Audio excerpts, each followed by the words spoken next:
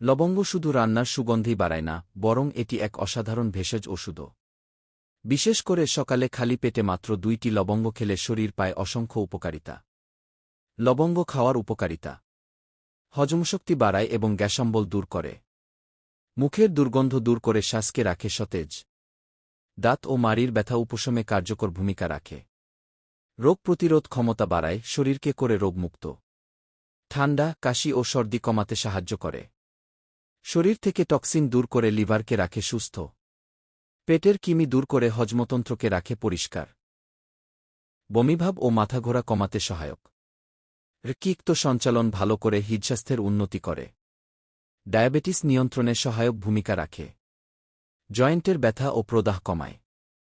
মানসিক চাপ কমিয়ে স্নায়ুকে করে শান্ত। শরীরের শক্তি ও কর্মক্ষমতা বাড়ায়। ত্বক ও চুলকে পুষ্টি যোগায় এবং প্রাকৃতিক উজ্জ্বলতা বাড়ায়।